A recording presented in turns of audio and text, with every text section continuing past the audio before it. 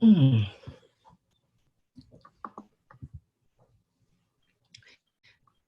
My back is really hurting today, worse than usual. Okay, so Handout because I didn't print it. good morning. So Good this morning. is our yoga for back pain class. Can everybody hear me? Yeah. Yeah, I can. Great. Okay, so I would just like to remind you that you can mute yourselves with the little icon down in the lower left corner of your screen. So if you do need to talk with a member of your family or take a phone call or something, I would just ask that you do that. Okay. And if you really need to have a little privacy for a few moments, you can also turn off your video feed, but you know, when you come back, make sure you turn those back on. Okay. Yep, good. All right, so I did send a little while ago a handout, and I don't know if you had time to look at your email and print that out, but if you didn't, it's okay because I will put the handout also on the screen.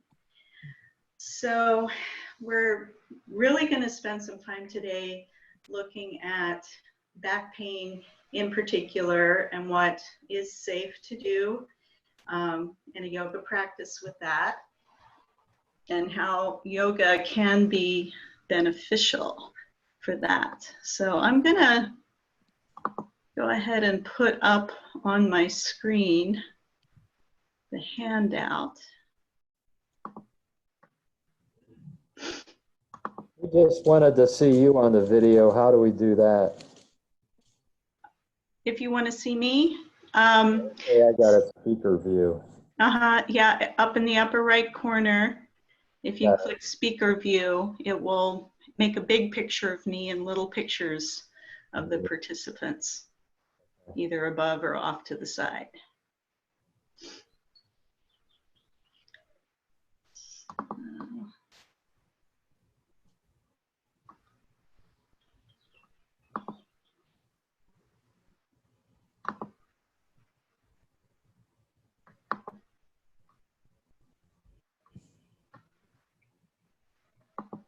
Okay, so this is our handout for today's class. So I'm pretty much presenting this as I did during the live class that I did in January. So when we have pain anywhere in the body, that pain is a message to us that there's an area that we need to take care of, that it's injured, it's overworked, or something else has happened that you need to take care of that area of the body. So when you have back pain, and it doesn't matter if it's in the neck or the upper back or the lower back, it's just a message that something needs to have a little more care. It can disrupt your daily activities, your sleep, your social life, and a lot of other things. And especially if you have chronic pain, you often can find ways around it. But if you're having an acute pain, and Lynn, you said you were having a particularly bad back day today. Yeah, it seems worse, but maybe it's from stretching something yesterday. Yeah, so acute conditions really mean that you need to slow down, pay attention. Maybe you need to take medication for it. Maybe you need some heat on the area or something else. But it's really making you. I didn't really. It just dawned on me. I didn't. You're not. Will that be on the recording? Yes. Oh dear. I didn't warn him. Do you want to start all over? No, it's fine. It's okay. fine. Yeah, I mean, any comments or questions or anything you have during the course of this class, please feel free. It, we're not going to edit out anything unless it's really something that someone doesn't need to hear or see. He wasn't quite dressed all the way, as you can see. He just finished his shower. Oh, okay. So in those cases, you might want to turn off your screen temporarily and then turn it back on. Yeah, if I'd known he was coming in, I would have. That's fine. So anyway, pain also is a message that you want to avoid doing things that will cause further harm. So let's see if I can scroll down here. I think I can. Yes. So yoga's role in helping with back pain, there are things that people sometimes think it is, and it is not. It is not physical therapy. It is not exercise science, chiropractic. It's also not just stretches and postures. There are a lot of tools of yoga that you can have taken yoga classes for a very long time and never have encountered them, because many schools of yoga, when they offer their trainings to 200-hour teachers, they just never cover the tools. They often place a lot of focus and emphasis on only the postures, and there's a whole panoply of other things that we can do with yoga. In the system of yoga that I teach, breath is the primary thing. The postures don't matter as much as the breath. Whenever you lose contact with your breath and your breathing, or your breathing gets short or it gets ragged, then you've lost the yoga, basically. You're no longer doing yoga, you're just doing gymnastics. So yoga is a complete system of tools that includes the postures, but also breathing, sound, gestures, visualization, meditation, and sometimes other activities that help bring the system toward balance. The breath helps support the postures and also supports focus on maintaining a long, smooth breath throughout the practice. So that helps balance the system, at least for a while, and simulates a more balanced state so that your system has a chance to reset itself a little bit. So once the system is in a more calm and balanced state, healing can occur. And for example, if you've had back pain for 7 years or 20 years, it's silly to kind of think that you can cure your back pain in just a matter of a few days or weeks with yoga. It's very unlikely to happen, but as you work toward getting into this more balanced state, you will more and more be able to move mindfully, and over time, you can bring yourself toward healing the problem. So the back is capable of doing a number of different motions. They include flexion, which is forward bending, extension, which is backward bending, lateral flexion, which is side bending, also rotation, twisting around to one side or another. And the spine has one other movement that people often don't talk about, which is axial extension, which is lengthening the spine upward toward the ceiling and also down toward the floor. So that's extending the length of the spine without flexing or extending backward in space. So all of those are possible to do with our yoga postures. So a couple of important points. about yoga is that the movement should be pain-free or just at the edge of pain. When in doubt, do less. If you think that, oh, if I go any further in this, it's going to hurt, stop there.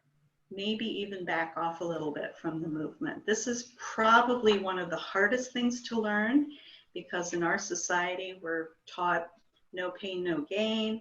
You have to push through the pain. You have to do more to get where you need to be.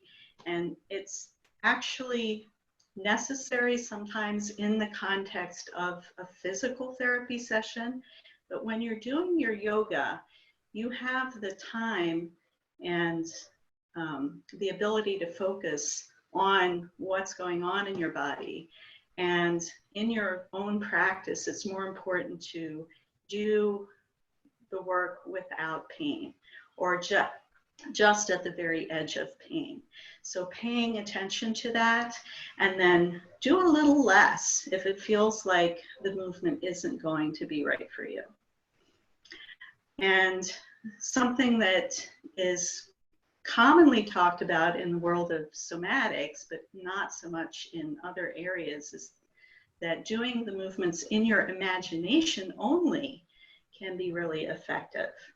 So sports psychologists have learned this, and they've put that into practice in training professional athletes, but it's not often talked about in the rehab setting. So if you just imagine you're doing a movement and imagining that you're doing it without pain, that can actually get the nervous system so it is able to take you into that movement without pain over time. If the breath becomes ragged, you should stop and just allow the breath to normalize. So this is true anytime in a yoga practice. If you feel that you're getting breathless, that you're unable to keep your breath smooth, take a pause. Take a few breaths in a place where you're not feeling so threatened by the movement, and then come back to it. So that's the important points I wanted to cover here at the beginning. Any questions? And Mike, I see you're muted for the moment. So if you have any questions or comments at this point, you're welcome to ask. Anything? That imagination thing is interesting. Yeah. So you just visualize like I'm bending over or something and my back doesn't hurt. Huh. Yeah, and if you pay very close attention when you do that, you will feel the nervous system starting to initiate the movement. It's very subtle, but with practice, you'll be able to feel that your body is preparing itself to do the movement if you're just visualizing it. Yeah. Wow. So if you have nerve pain down your back, down your leg, you can visualize yourself out of it? Over time, take a long time probably. I mean, even if there's still the physical, you know, the nerve is still pinched. Yes, the nerve is still pinched, but if you visualize doing the movement, your nervous system doesn't really discriminate between what you think and what you do so clearly. Your physical body does. The muscles know that you're not doing it, but your nervous system, if you really clearly visualize doing something, then your nervous system thinks you're doing it. And some people have been able to come out of the results of stroke by using these kind of visualization techniques. It's really interesting. Yeah. All right. So if there's no other questions or comments, we'll move on to the seated postures. Oh, actually, we're going to start with breathing. So if you, because breathing is the support for everything we do in this tradition. So you can either have your eyes a little bit open or they can be closed completely. I often say there's nothing to see here. So a lot of what we're doing, it's really an internal process. So if you feel that having your eyes open a little is helpful to you, or if you feel dizzy or anything like that when your eyes are closed, then please do keep them open. But for the moment, we're just going to bring our attention to the breath. And if it's helpful to you to feel your breath more clearly, you can have one hand on your belly and just bring your attention to your breath. Let the breath arise. And to start, it to be any particular kind of breathing. You're just feeling your breath.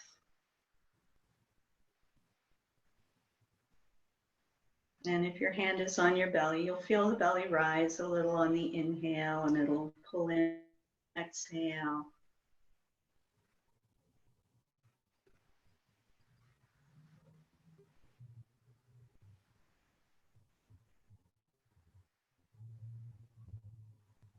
And as you continue, you can begin to deepen your breath. So a little bit longer inhale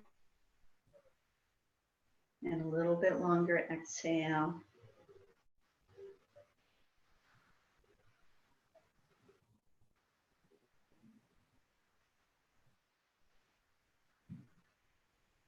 You can gradually let the breath get a little bit longer, but keeping in mind that you want to keep the breath smooth and without strain.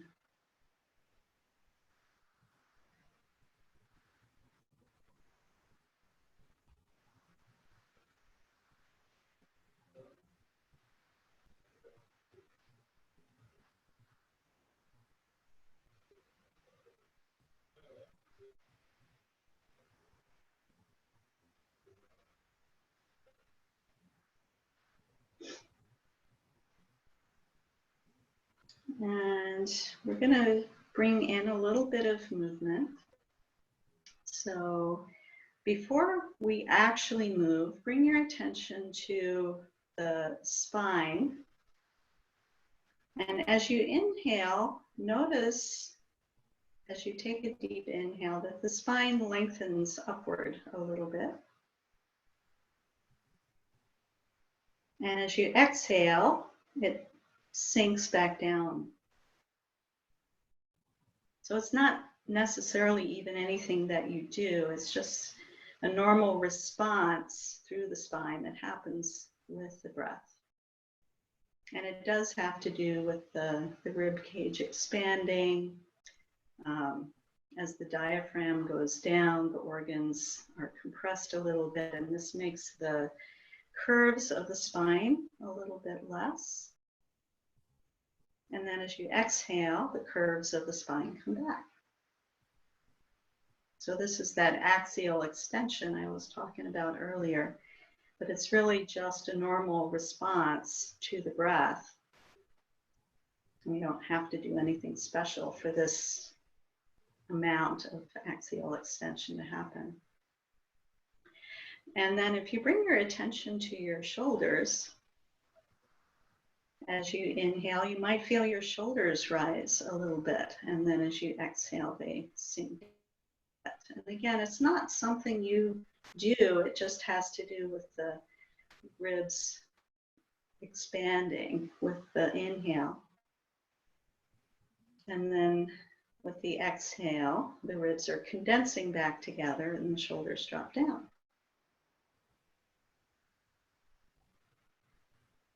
So for our first actual intentional movement, we're just going to accentuate that movement a little bit. So as you inhale, you can take the shoulders up towards your ears.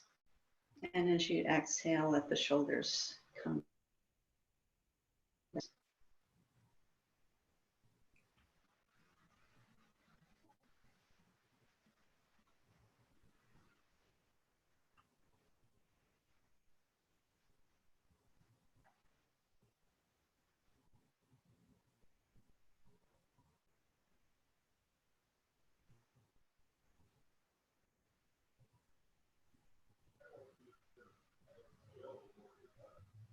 So the interesting thing about shoulders, the skeletal part of the shoulders, is that they're not actually attached to the spine anywhere.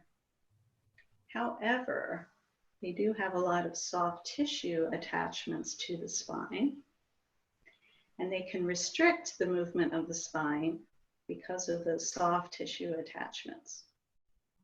Oh, I probably should have had my little skeleton so I could have shown that to you, but take my word for it, they're not attached. And when your shoulders come down, you can just let the shoulders rest. So we're going to add some arm movements. So we're going to start small with these. As you inhale, you're just going to take the arms out to the sides a little bit. And exhale the arms back down. And inhale out to the sides. And exhale back down. So you're going at your own speed with this.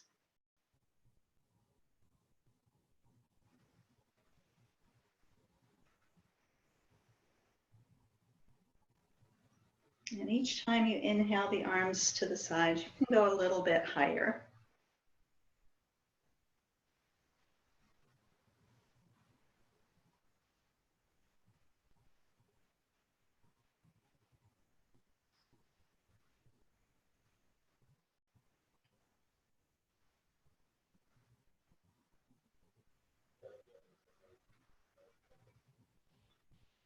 On your next inhale, take just one arm up. And as you exhale, you're going to side bend over. So this is our lateral flexion. Stay here. Inhale. And exhale, back to center, arm down. And then the other side. Inhale the arm up. Exhale, side bending over. Inhale. And exhale back to center. So we'll do this a few more times side to side. So if taking your arm to the side, lifting it above shoulder high is uncomfortable, you just bring your fingertips to your shoulder, side bend over. You'll feel some stretch along the side body, and then exhale back up, arm down. And then the other side. Inhale. Arm overhead or fingertips to shoulder. Exhale, side bending over. Inhale here. And back to center. Again, inhale. Exhale over. Inhale, feel the stretch through the ribs and the spine. Exhale, back to center, arm down, other side.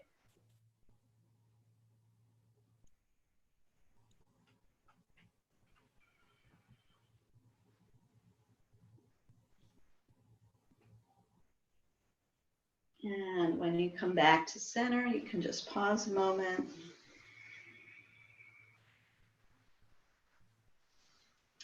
So we're next going to add some leg movements. And I'm just going to move back a little so you can see.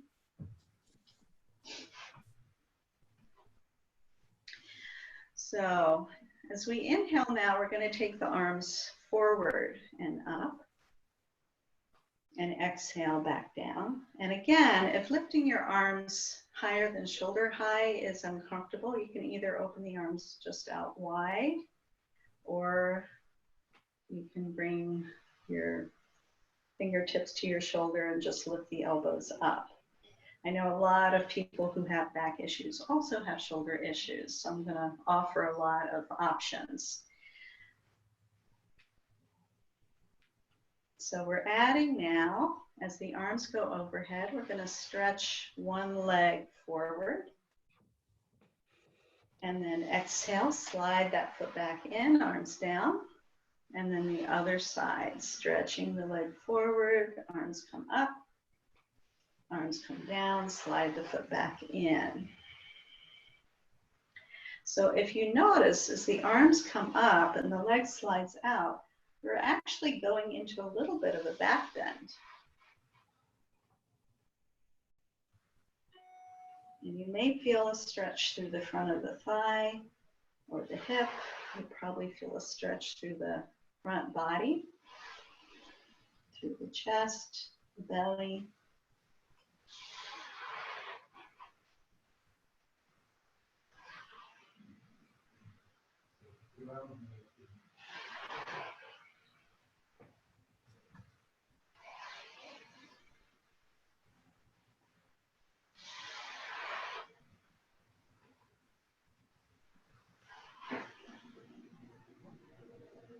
And after you finish this one, we're going to stretch one leg out long and bring both hands to the other thigh.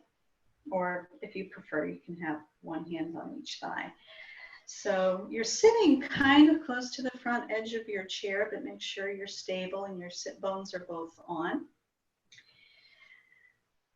And as you exhale, you're going to fold out over the legs. Inhale here, feel the spine stretch and lengthen.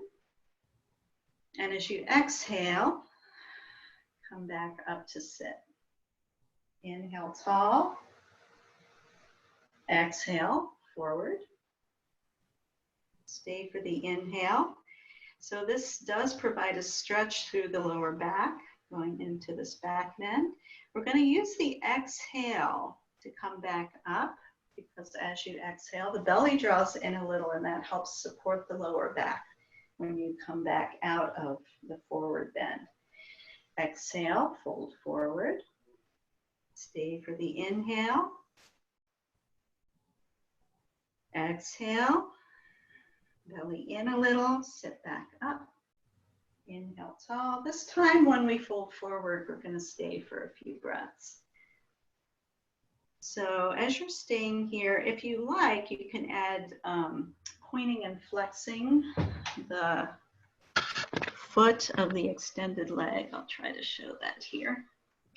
So as you're staying, you can do a little of this. For some people, this helps alleviate some tension through the leg by keeping it straight. At the workshop that I taught live, someone said that this really helped their sciatica, just to be in this forward bend and doing this little movement. So that may or may not be an experience for you. And then come back up on the exhale. And we'll switch to the other side. So the other leg now is long. Inhale tall. Exhale, fold forward. Stay for the in-breath. And exhaling, the belly draws in a little and come back up to sit. Inhale tall. So continue this for a few more times. Stay for the inhale. Feel the lengthening in the spine. Exhaling, the belly draws in a little, sitting back up. Inhale tall. A couple more.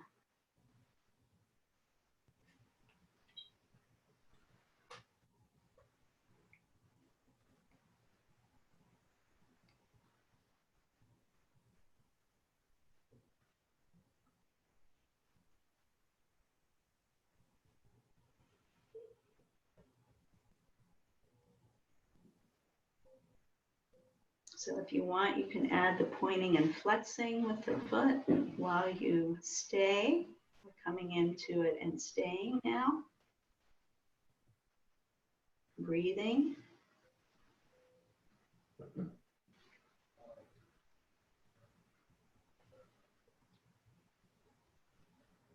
And then exhaling, coming back up. Slide the foot back in. Just pause for a moment. So when we have back pain that's actually in an acute phase, it's often safer to do things on one side of the back and then the other side of the back, including even forward bends. So I'm trying to show you a lot of options today, and often I do show doing things on one side of the body and then the other. And the reason being that your body is better able to cope with doing things on one side only often rather than doing both sides at the same time. And especially if you're doing back bends, and when we're in a forward bend and we're coming back up, that coming back up is a back bend a little bit. And so doing that coming up on an exhale where we're slightly drawing the belly in helps to protect the lower back so that when you come up, it's less likely to seize up on you. So my little cat is here cleaning herself on my notes. All right, so we're going to bring in an arch and curl of the spine. So we will have the hands supporting on the thigh. We're just going to exhale and round the spine, tucking the tail under, letting the chin drop toward the chest, and then inhale, lengthen up. So for you today, it might only be lengthening up, but if you like, think about opening the chest and bringing some arch to the upper spine only. And then exhaling, tucking the tail under, rounding, chin drops down, inhale, lengthening up, either coming to a neutral spine or into a little bit of a back arch. So listening to your own body, what feels correct for you today. It might be different on a different day. A few more breaths this way. Exhaling to round, inhaling to lengthen.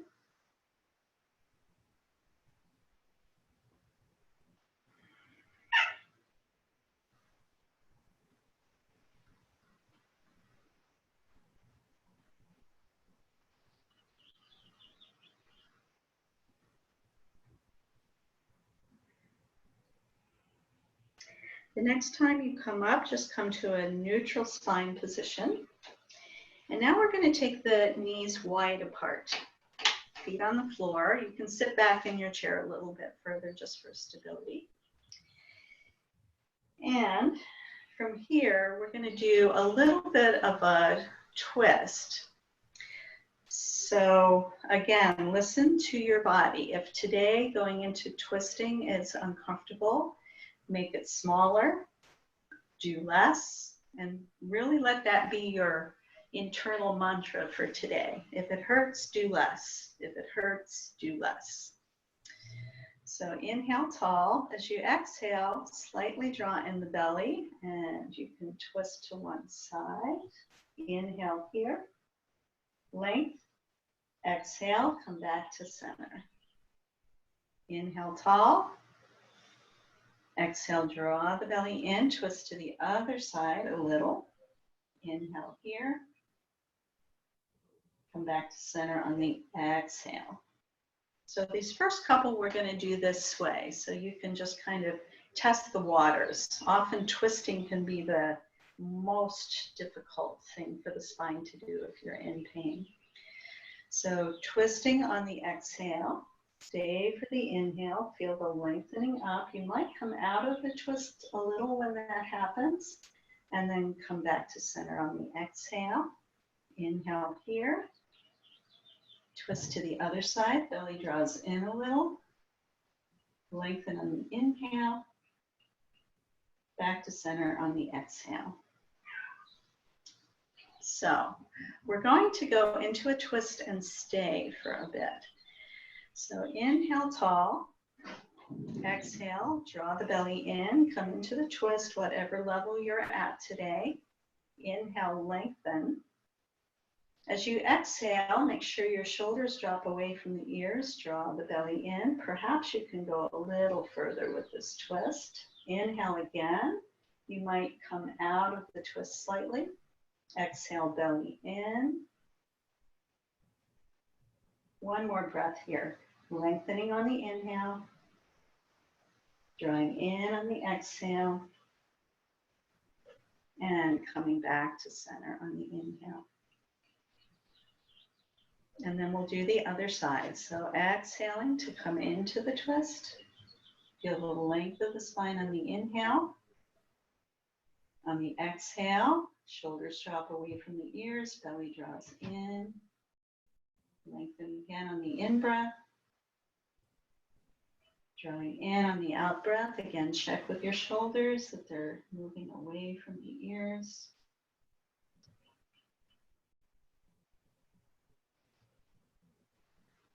One more breath here.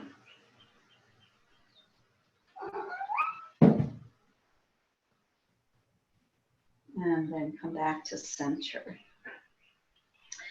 With the knees still apart, hands on your thighs for support. Inhale tall and then exhale, fold forward. Stay here. Inhale, feel the spine lengthen.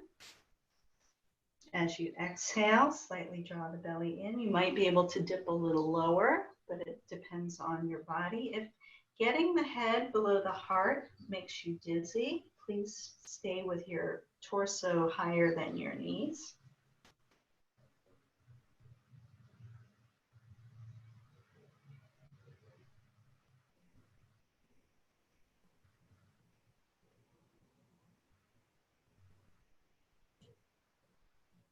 And then on an exhale, draw the belly in, come back up to sit.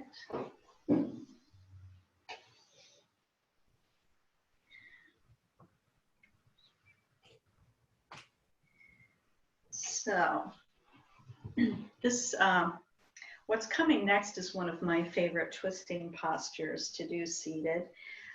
So if you can, cross one knee over the other. If that's not for you, you can just have the leg as it can be. So from a tall position, inhaling, from here we're going to fold over the legs and stay for a few breaths. So as you stay here and breathe, you will likely feel a little more stretch on one side of the back. With the knees crossed like this, it can be a little harder to breathe, but just breathe as you can.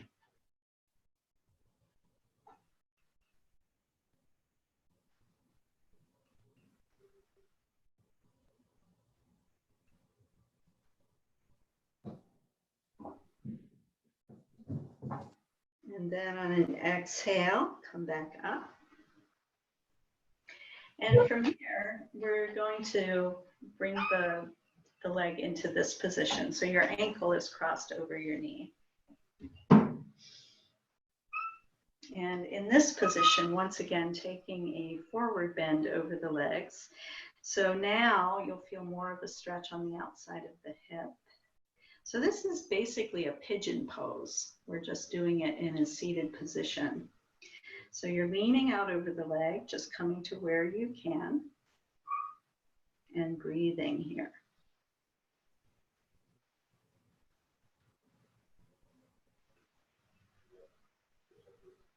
So often when we have low back pain, the muscles that are around the lower end of the spine that go down into the hip, those can be really tight and painful, and they can be part of the culprits for the back pain, which we're sensing as back pain, but it's really partially hip stiffness and pain also.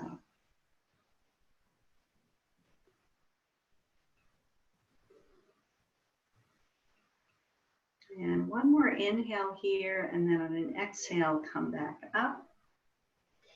And we'll change to crossing the legs the other way. So knee over knee or some variation thereof. Inhaling tall, exhaling over the legs.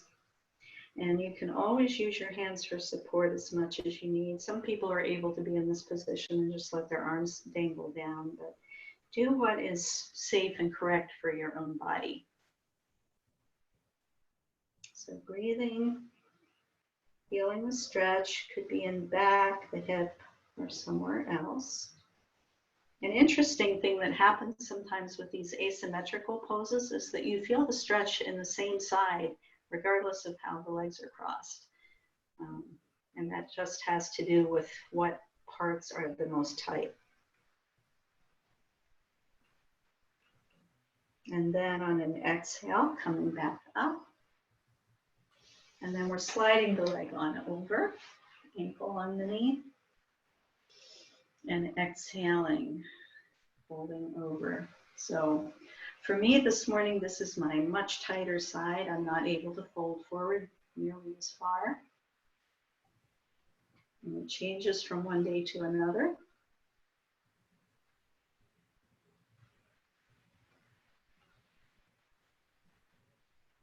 Deep breathing, keeping the breath even.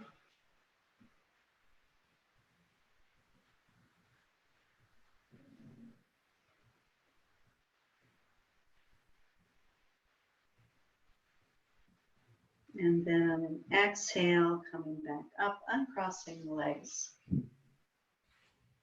And let's take another of these wide-legged forward bends. So supporting yourself, hands on the thighs or elbows on the thighs, leaning forward, taking a couple of breaths here.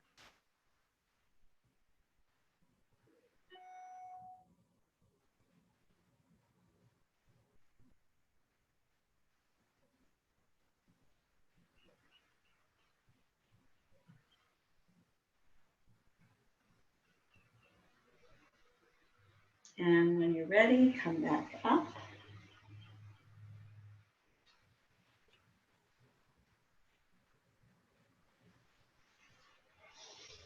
And then you can bring your knees closer together. Bring your hands over your heart. As you inhale, open the arms to the sides. As you exhale, bring the hands back over the heart. Inhale, open. Exhale, hands over the heart. Couple more.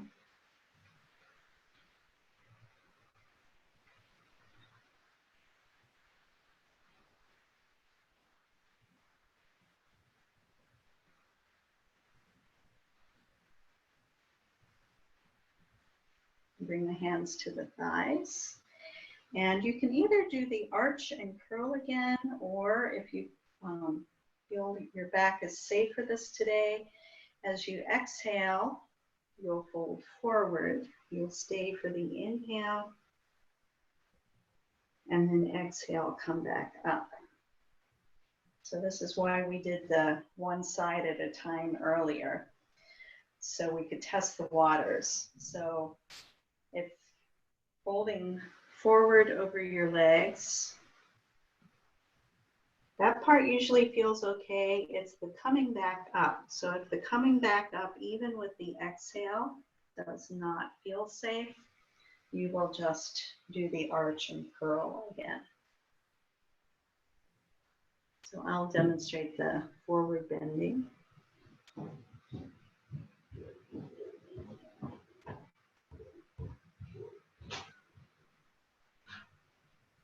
Inhaling tall. And one more time, folding forward. Stay for the inhale. Exhale, belly in, coming back up. Inhale, tall. So we are at about the halfway point in the practice. So I'm going to give you a 5-minute break if you want to go get some water or take a little bathroom break. And we'll come back in 5 minutes. I'm going to pause the recording for now. Okay, so 10 till. We'll be right back. Okay. Okay, so how are you doing so far? I think okay. I was going to ask you one time, I heard somebody say that you should lie down on a hard surface like the floor or something every morning when you wake up. Lie flat on your back for a few minutes, I guess. Have you ever heard that? I have heard that, and I think it depends on the person. So some people find it beneficial to sleep on a very firm mattress. For me, that's the best thing. The lying on a hard surface, I think a lot of people actually even have trouble getting up and down from the floor So Yeah. unless they have some other accessible hard surface, that may not even be possible. And if I use the floor myself, I usually take some time to focus on trying to relax the muscles around the spine, like really spending time on focusing on that. And sometimes I'll get some cracks and pops in my spine just from doing that. But I think for a lot of people, having support under the spine, whether that's firm or soft, is more beneficial. So I think it really depends on the person. I'm a hard surface person myself, but I don't think it's right for everyone. What's your experience of that?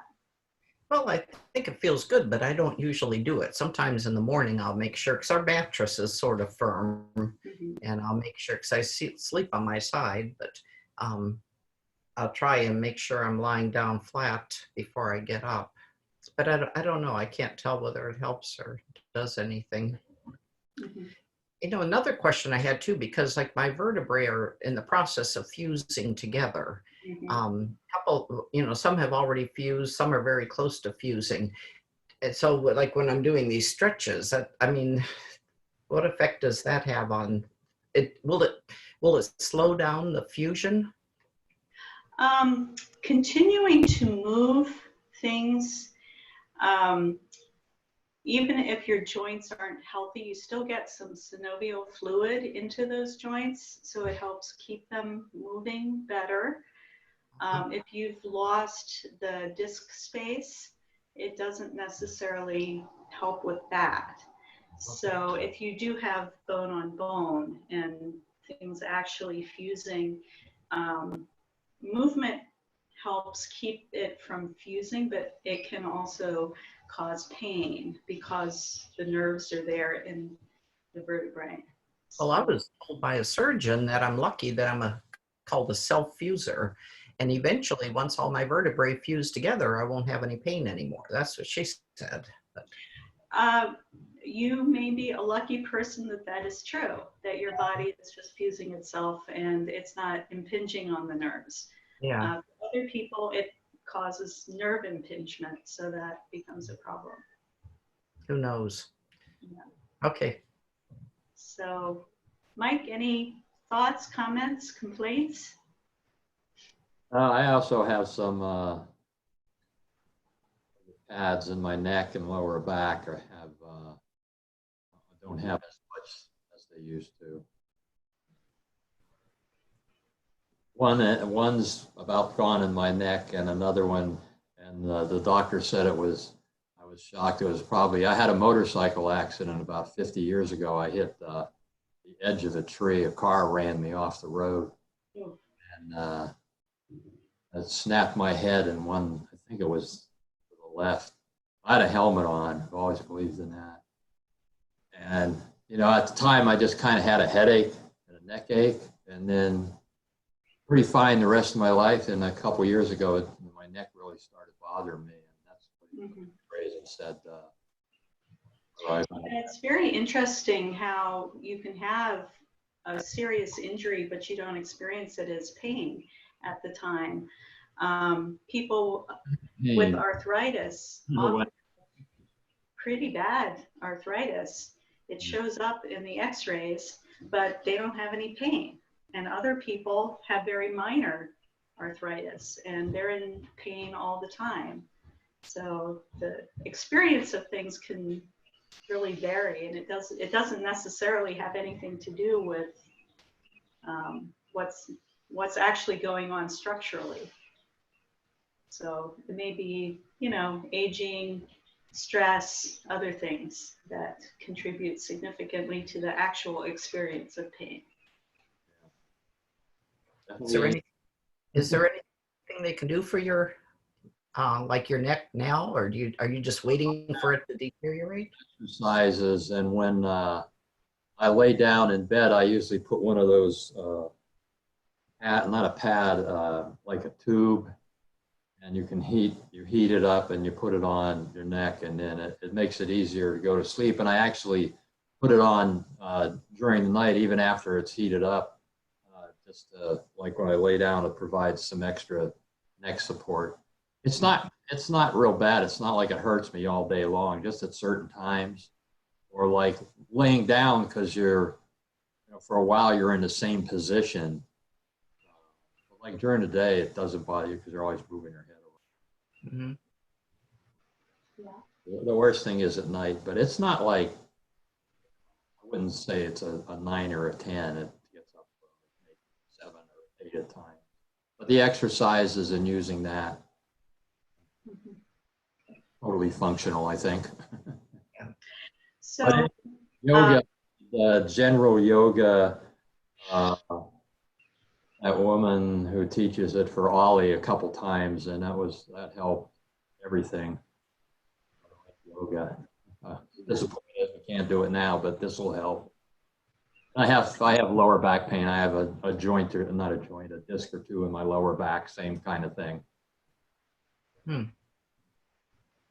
So one of the things that often helps people with neck pain is, as you're doing, especially back bending movements, and this is how we do in our tradition anyway, is that rather than, as you move into the back bend, lifting the chin up, which increases the curve in the back of the neck, you actually keep the chin down toward the chest so that it emphasizes the arch in the upper spine, but it doesn't increase the curve in the back of the neck. So regardless of whether you're forward bending or backward bending or side bending, the chin stays down a little bit. So that in and of itself, as you do the postures, may be helpful for you because it might give you a little more stretch in the area that you need it. My big problem at times is I can't turn as far to the left or right. Mm-hmm. And in West Virginia, with all these roads we have, with people zooming up over hills and around corners, you really want to be able to turn, and I have to stretch my whole body sometimes. Yeah. Yeah. And getting the flexibility that you can turn through your whole spine so that you don't have to turn your head so much is really useful for that. So if you think about turning, and it's hard to do when you're in the car to think about this every time, I understand that, but if you can get more of the rotation through all of the spine, then your neck doesn't have to turn as much. Good point. Manageable. Just something to think about. All right, so we're going to move on to some standing postures. So you will still want to have your chair nearby if you need it for balance.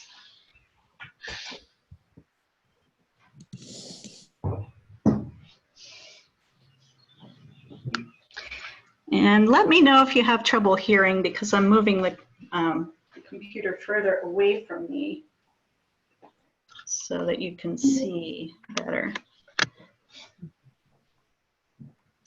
Okay, so we're going to start again with just inhaling, taking the arms to the sides a little, and exhaling back down.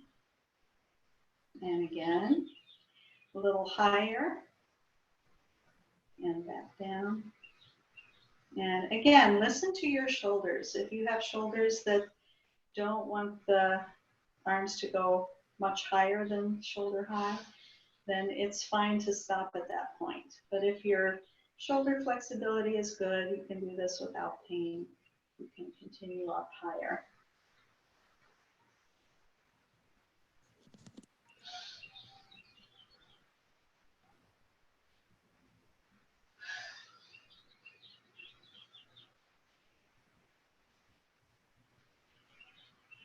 And then we'll move into lateral flexion again. So inhaling one arm up and side bending. Stay for the inhale. Feel the stretch all along that side of the body.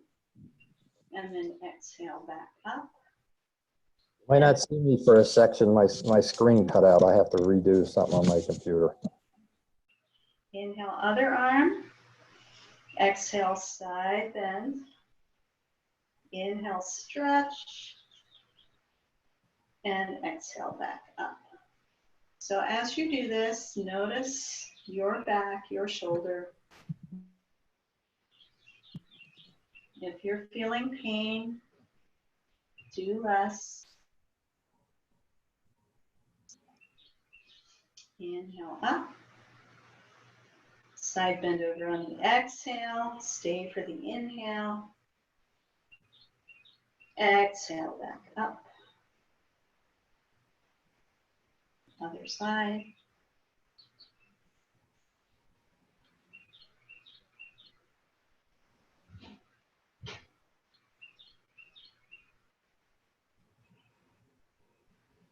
And we'll do one more. Inhale. Exhale. Stay for the inhale.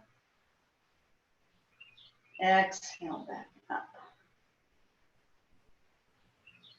And pause. Now, we're going to come into lifting the arms to the front. And since we're in this standing position, the experience of this may be different from sitting in the chair.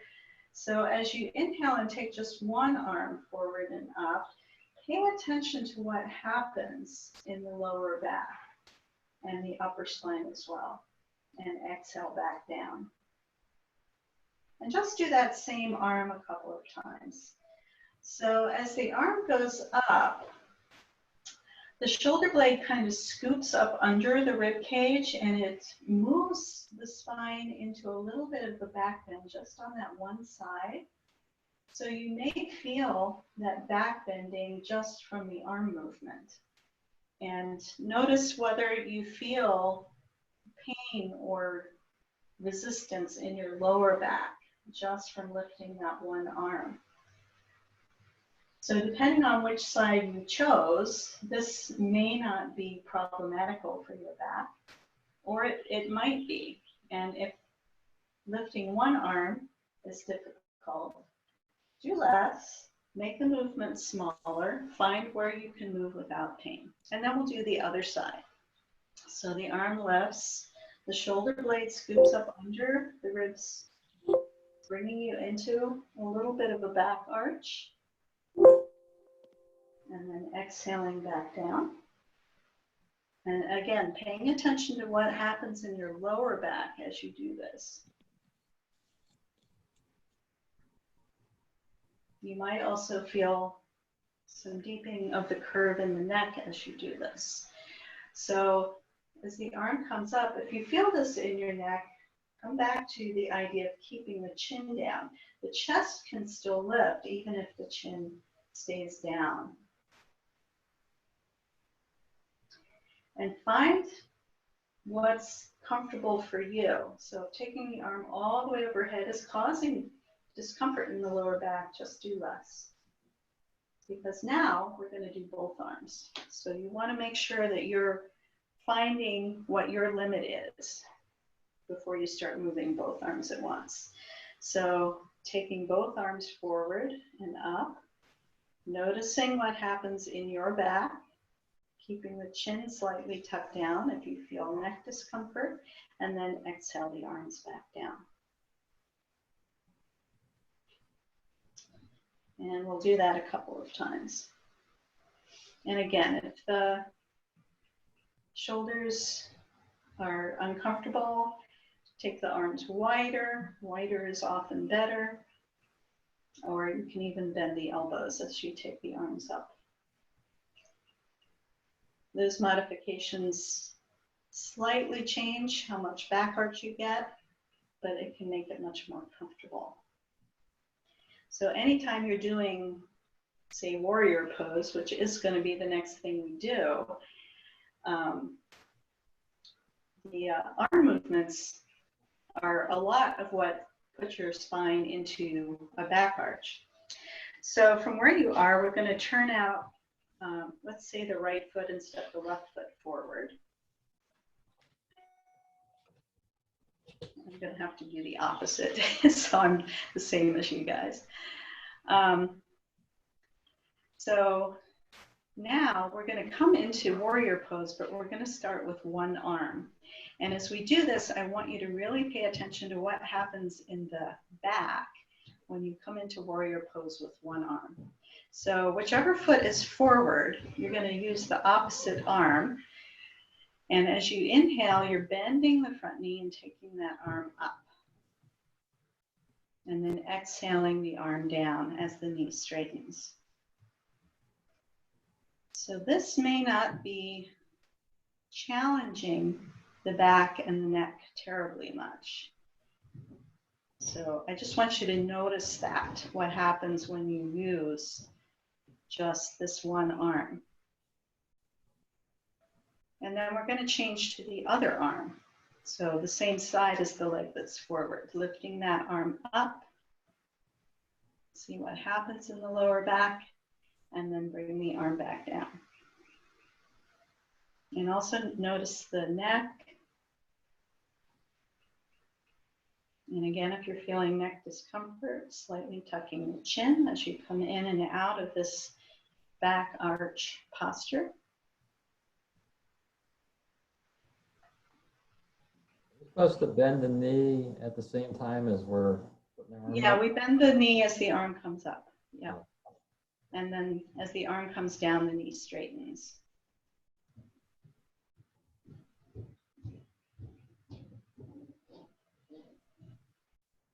Okay. So now moving into both arms lifting as the knee bends and arms down as the knee straightens. A few times.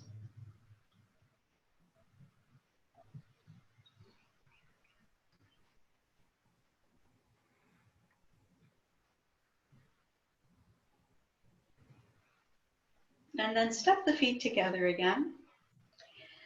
So how did that feel, doing one side and then the other? Did you feel a difference between the two sides, or was it kind of neutral? This side is still just like yesterday. It doesn't move as well, and it tends to, I think I'm tighter on this side. Yeah. So that's something to notice. either. And like I said, anytime that lifting the arm up doesn't feel good to you, you can just bring fingertips to shoulder, or you can go wide instead of up.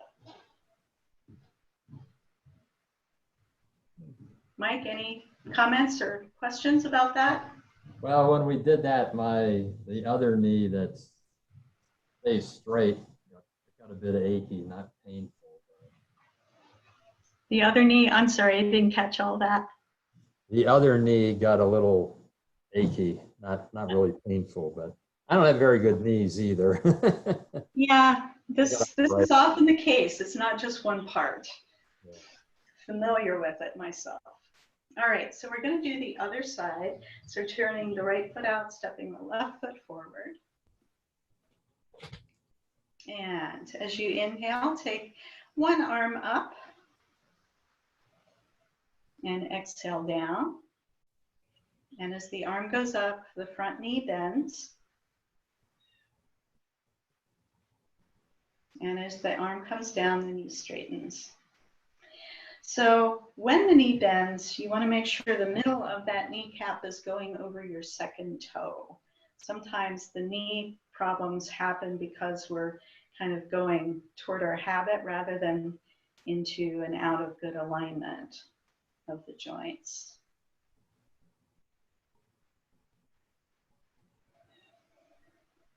And also paying attention to how the low back feels. And then the other side. So other arm, how does this feel to the back?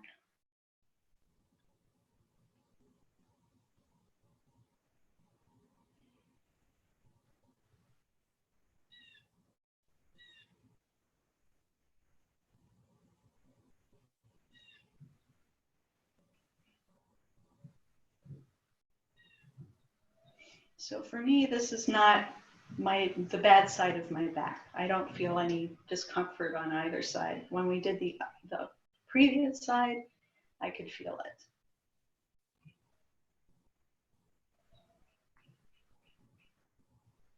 And then let's do both arms a few times. So again, if you're feeling this in your neck, either take the arms wider, bend the elbows, tuck the chin slightly.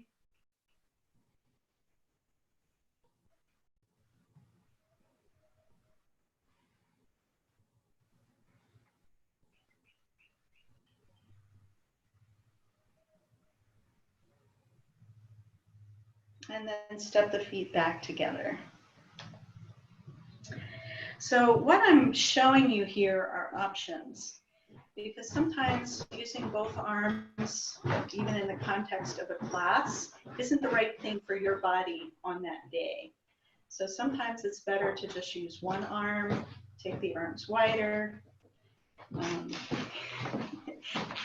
husband's walking through, but he'll be shortly here.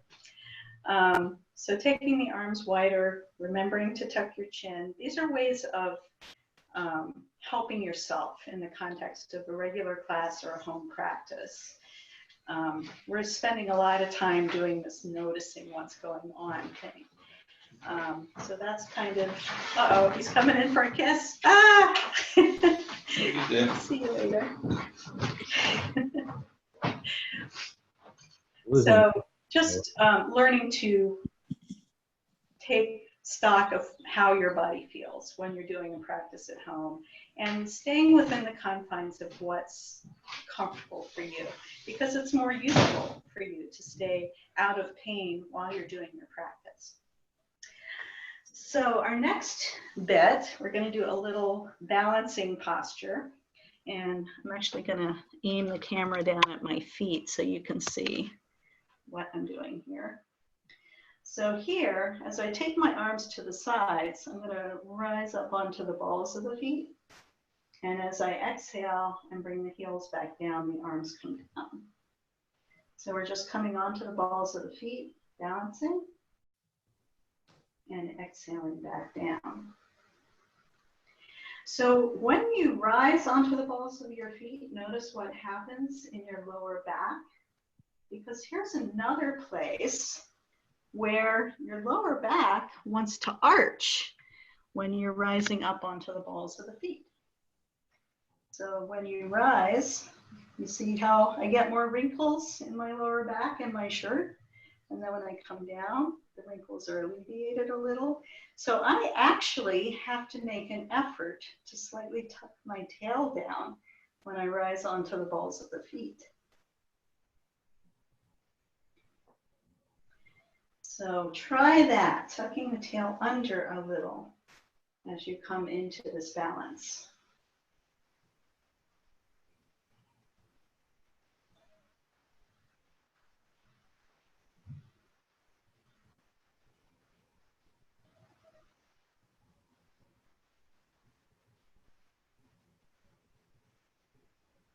And pause.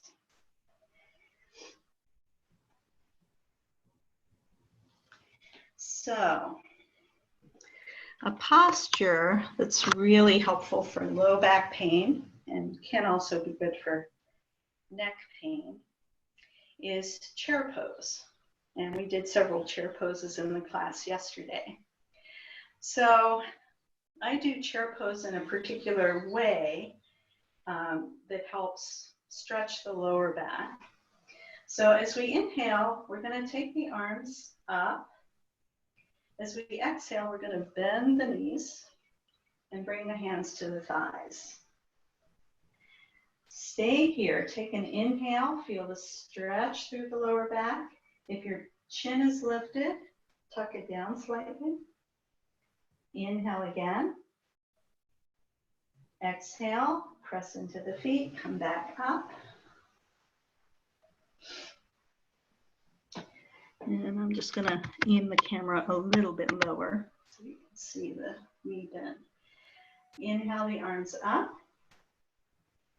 Exhale, knees bend. Bring your hands to your thighs.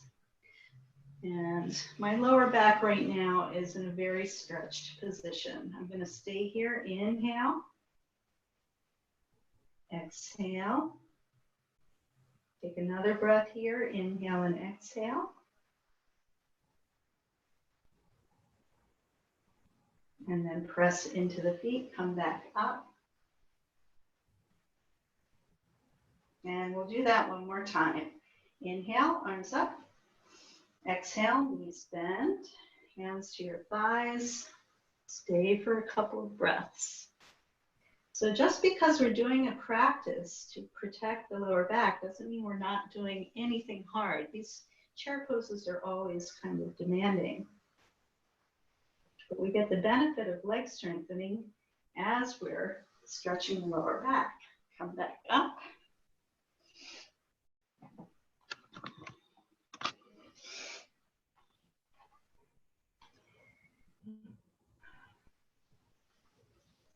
So we're going to go into a little bit of twisting. So for this one, start with your hands together in front of the heart. Inhale, open the arms to the sides. Exhale, twist to one side. Bring one hand to the opposite shoulder, the other hand behind the back. Inhale, back to center, arms open wide. And then exhale to the other side. Hand to shoulder, other hand behind the back. Inhale, center. Exhale, other side. Hand to shoulder, hand to back. Couple times this way. So the nice thing about doing twists in a standing position is that you kind of have some relief valves in the body, which are at your ankles, your knees, your hips, and other places where the twist can happen. It doesn't necessarily go into your painful part. So if you experience knee pain and twisting, let your knees bend a little as you go into the twist, and that will help avoid that pain.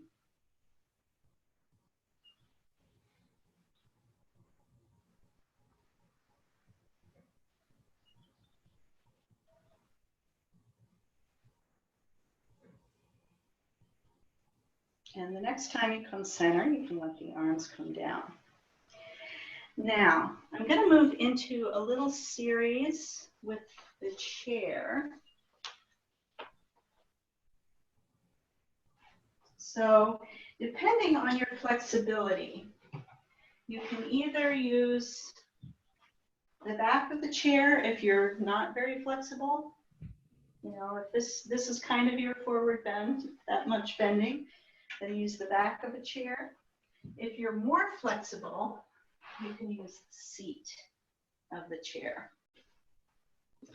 So we're going to have our hands on either the back of the chair or the seat, walking the feet back, coming into a version of downward facing dog.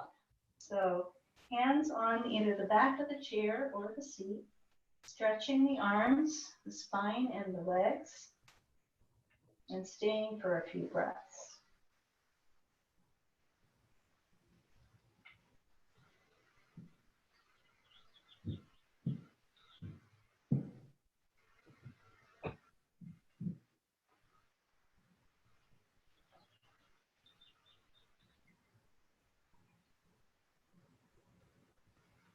And then bend your knees, walk your feet in toward the chair, and on an exhale, come back up.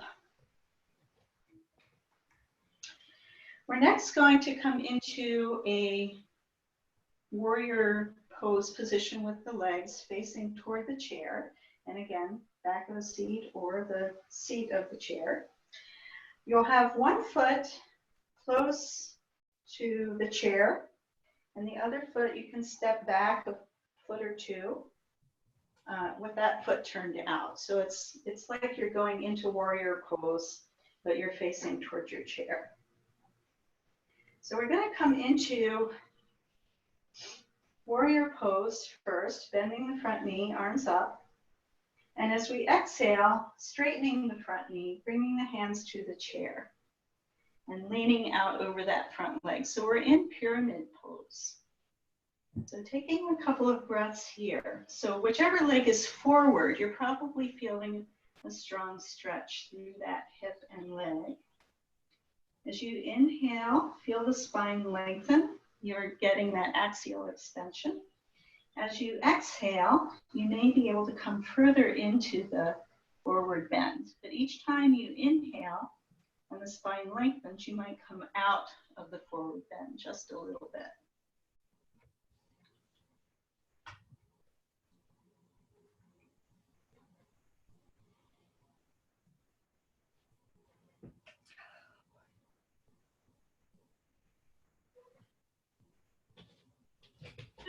Bend your front knee. On an exhale, come back up. And then we'll change the feet. So whichever foot was in front first, put the other foot close to the chair, step the other foot back, that foot is turned out. And when you're ready, folding forward, hands to the seat or the back of the chair. Inhale, spine lengthens. Exhale, forward fold. A few more breaths here.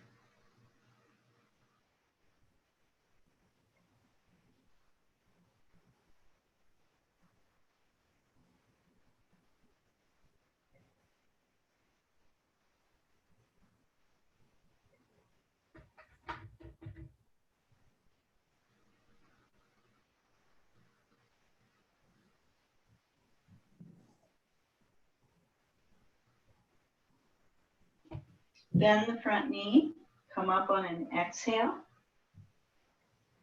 And just come to stand for a moment.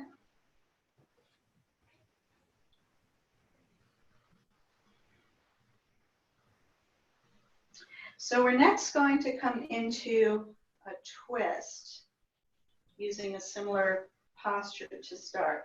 So one foot steps up close to the chair. The other foot steps back a little away from the chair. From here, we're going to, actually let's bring the twist into the spine first. So twisting toward your front leg, whichever leg is in front, and then bringing the opposite side hand to the chair seat.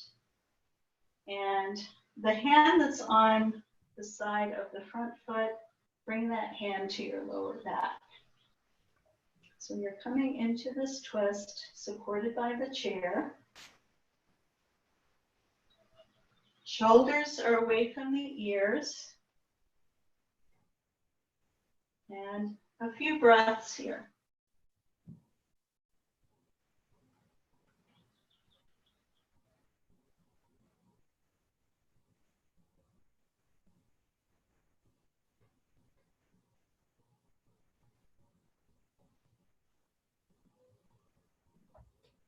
Bend your front knee. On an exhale, come back up. And change the feet. So the other foot comes toward the chair. Back foot turns out. Inhale tall. Exhale. Twist toward the front leg. Opposite side hand comes to the chair. Same side hand comes to the lower back. So you're in a twist.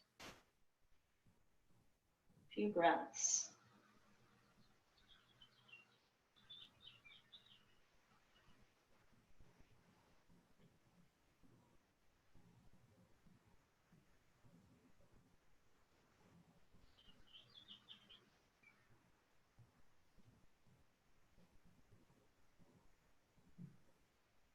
And then bend the front knee.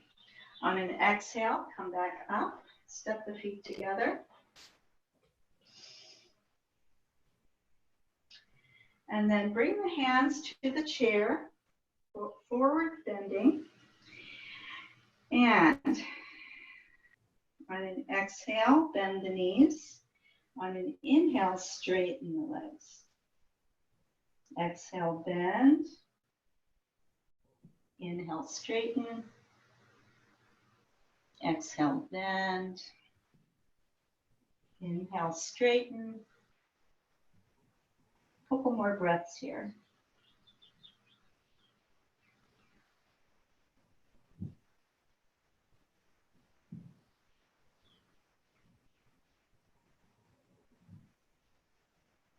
And then bend the knees. On an exhale, come back up.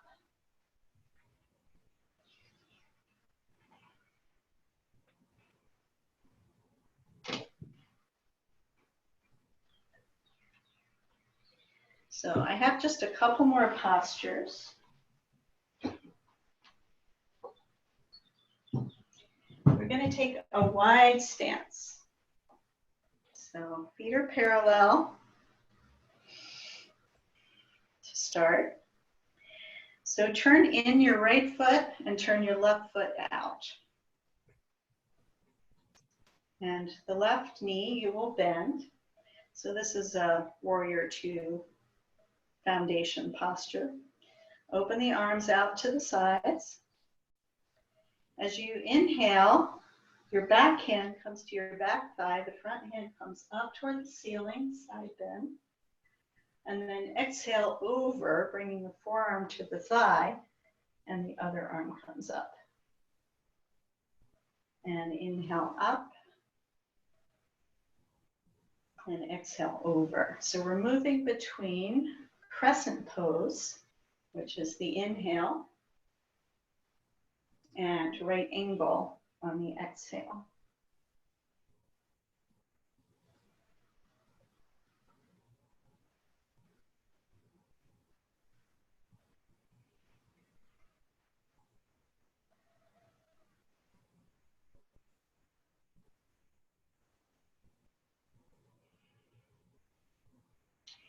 And the next time we come into this right angle posture with the forearm on the front thigh, the other arm is either overhead, up toward the ceiling, or it can come to your lower back, any of those versions.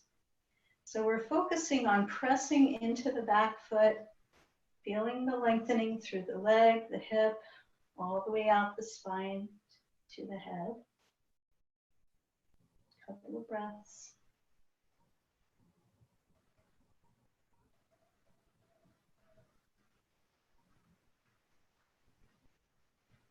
So one more inhale, and then exhale up. Turn your feet forward. And then turn the right foot in, the left foot out. Oh, sorry, it's the other way.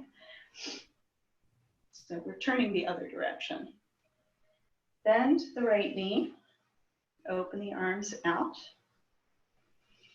And again, back hand down, front hand up, crescent pose, inhale. Exhale over, right angle. So side to side.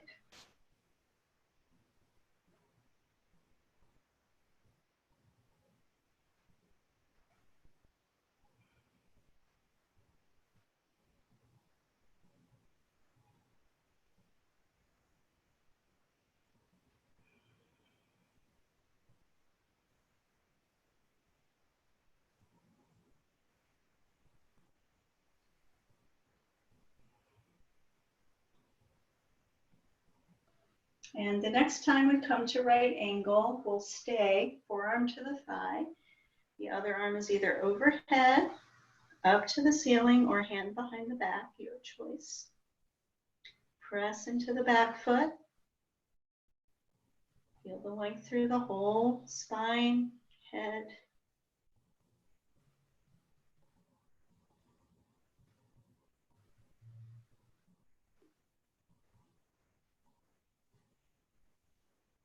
On an exhale, come back up. Turn the feet forward.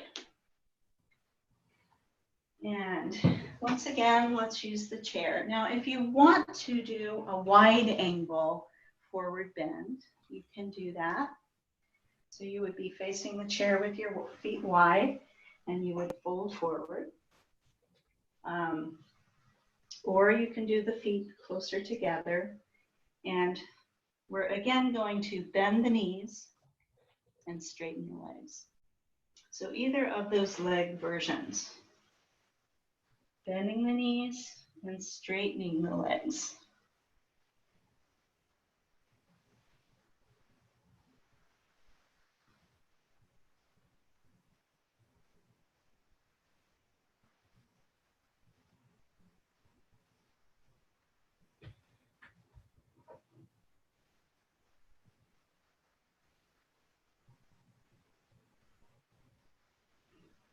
And once you feel you've had enough of that, if your legs are wide apart, bring the feet close together, bend the knees, come up on the exhale, and then we're going to come to sit again.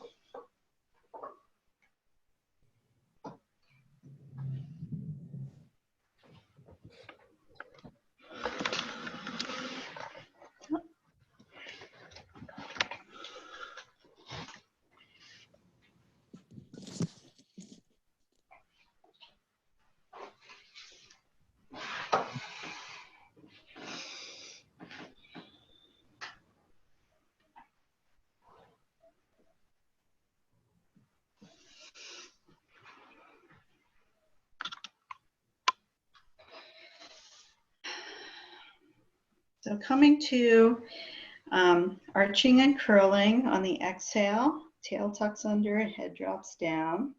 Inhale, lengthen the spine up. Exhale, round. Inhale, lengthen. Exhale, round. Couple more breaths. So in a standard yoga class where people can get up and down from the floor, we would probably do something different from this on the floor. But for today, since the class was developed for people who may or may not be able to get up from the floor, this will be our last posture.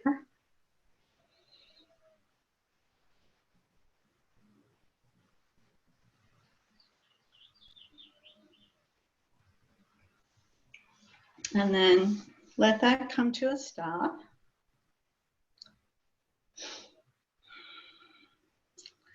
Again, we're going to come back to the breath, eyes open or closed.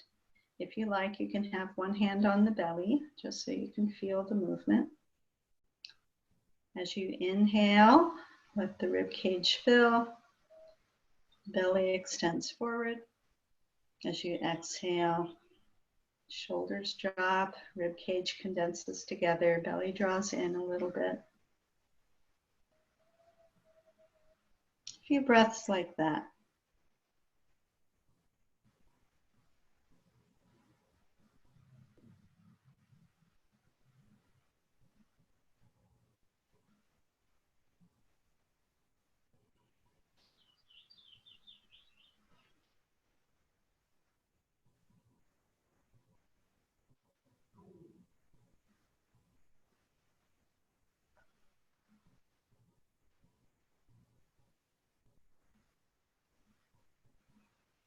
And then you can let the breath just be normal. And we're going to take a moment to visualize ourselves. And we had such a nice day yesterday. Visualize ourselves sitting in a nice warm sun.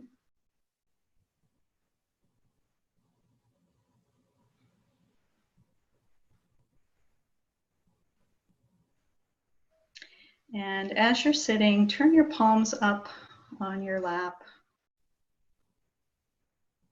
And with each inhale, feel that you're accepting in some of that nice warm sunlight to your hands.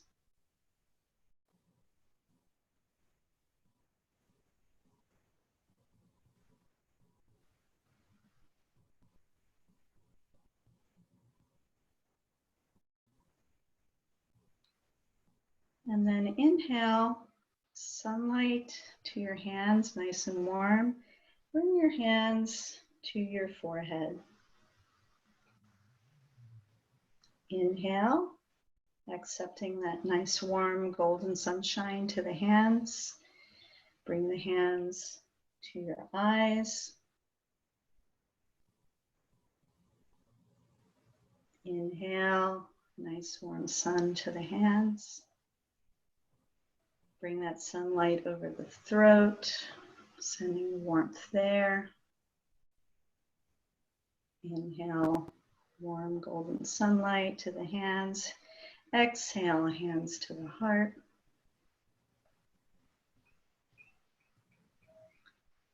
Inhaling to the hands, exhaling, hands to belly, nice and warm.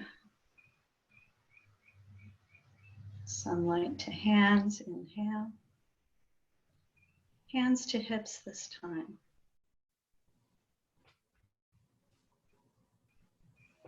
Sunlight to hands,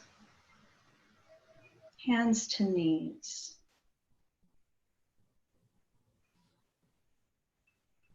Sunlight to hands.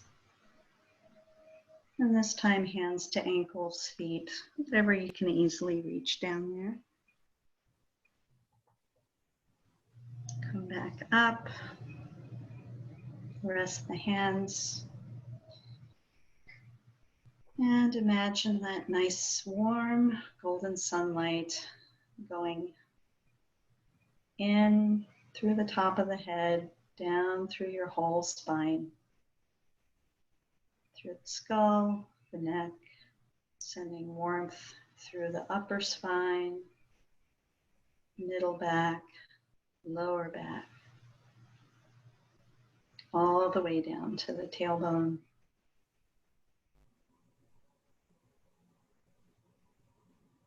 Inhale the sunlight in, exhale, feeling that warmth.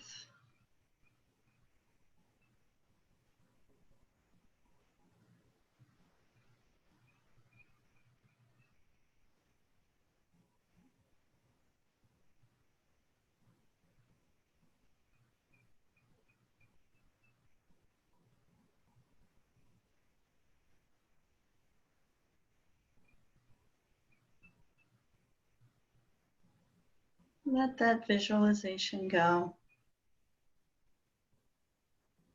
You can still stay in the warm sunlight. Bring your hands over your heart, either palms together or just one hand over the other. Release your head down toward your heart and release your heart forward in gratitude to all the teachers who've come before and the greatest teacher of all, which is that within ourselves. Namaste. Thank you. So any further thoughts, questions, concerns? Well, my one knee kept, I don't know what, popping, cracking, whatever, when I would bend it and do those things. Should I be wearing like a brace on that knee? That is something you should ask your doctor about, since I don't know what might be going on in there. Sometimes bracing, you know, if you just want to get a little knee brace at the drugstore, it does help. But popping and cracking isn't always a bad thing. Yeah. To just let it go. See where it takes me. It's a weird feeling. Yeah, I would ask the doctor about it. If the doctor feels that it's something that needs a little more of a look-see, then there might be. Sometimes bracing just it can just lead to weakness around a joint too. So bracing isn't always the best thing. Yeah. Well, when I would do exercises at a human performance lab, and that one knee, you know, when you do, you're pushing your feet away on the board. I don't know what that's called. And my right knee would be fine, but my left knee would just drive me nuts. It felt so weird. It was not painful, but uncomfortable. They had me turn it out a little bit more, and that seemed to stop it. So I'm guessing it's a positional thing. And the next time I tried to turn it out, it didn't stop it. So I don't know. So, Mike, any questions, complaints, concerns? Oh, so if we here's your handout, we'll be able to do this on our own. Oh, this recording, I will send you a link to it. I'm in the process of starting up a YouTube channel where I will put everything up on YouTube so you can access the free classes anytime you want to. So yeah, you'll have access. I like to try and do it once or twice a week. Yeah, so this class, it was kind of long, and it might be more than you want to do at a time. But there will be other chair classes and other classes that will be posted. So I just wanted to reiterate, I will continue to do the first and third Thursday chair yoga class for the church. And I will be doing that online for as long as this goes on. And so I will post those videos also. Those are an hour-long practice. So those are a little more manageable for most people's schedules. And I also, I am, because I had started teaching in a studio and now the studio is closing, I do offer yoga, Pilates, and Sounder Sleep System classes online. If you are interested, I'm going to be offering those 3 classes for $15 if you're interested. So you could go to my breathcenter.com website and register for those. But there will be free content available. I'm trying to have a little bit of business, but there's a lot of free content right now. So I'll keep you guys in the loop for whatever you're interested in. You do Feldenkrais?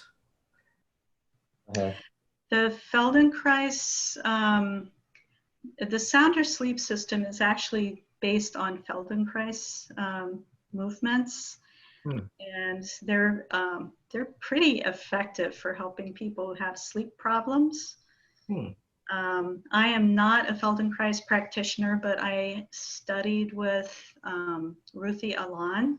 She has her own system that's called Bones for Life and Walk for Life, and all the movements in those programs are based on Feldenkrais, but where Feldenkrais has a lot of doing things only on the floor, a lot of what she teaches is in a more upright position.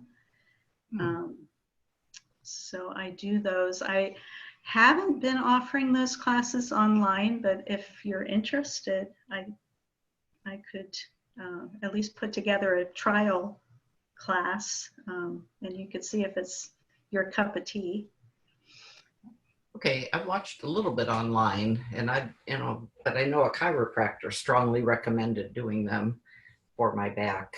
And yes, and there is one person here, and I can't think of her name right now, but she is the only Feldenkrais practitioner in the area, and I think she may live in Saberton, but I can't remember for sure, but she's also a physical therapist.